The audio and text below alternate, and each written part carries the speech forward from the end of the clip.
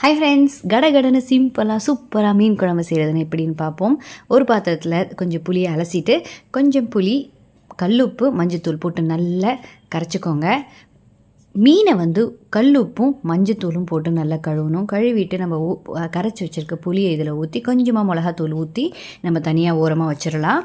ஒரு பாத்திரத்தில் எண்ணெயை ஊற்றி வெந்தயம், கடுகு, பச்சை மிளகா, கருவேப்பிலை போட்டு நல்லா வதங்கினதும் அதில் சின்ன வெங்காயம், பூண்டு இதையும் போட்டு நல்லா வதக்கிக்கோங்க. ஒரு பெரிய வெங்காயம், சீரகம் இதையும் நல்லா ஒன்றும் பாதியமாக அரைச்சி அதையும் போட்டு நல்லா வதக்கினதும் தக்காளியும் போட்டு வதக்கணும். வெங்காயமும் தக்காளியும் எந்த அளவுக்கு வதங்கணும் அந்த அளவுக்கு குழம்பு சூப்பராக இருக்கும். அதுக்கப்புறமேட்டு கொஞ்சம் தேவையான அளவு மிளகாத்தூளை போட்டுட்டு, நம்ம ஏற்கனவே பச்சை மிளகா போட்டிருக்கோம், புளியிலையும் கொஞ்சம் மிளகாத்தூள் போட்டிருக்கோம். அதுக்கப்புறமேட்டு கரைச்சி வச்சுருக்க புளியும் போட்டு நல்லா கொதிக்கணும்.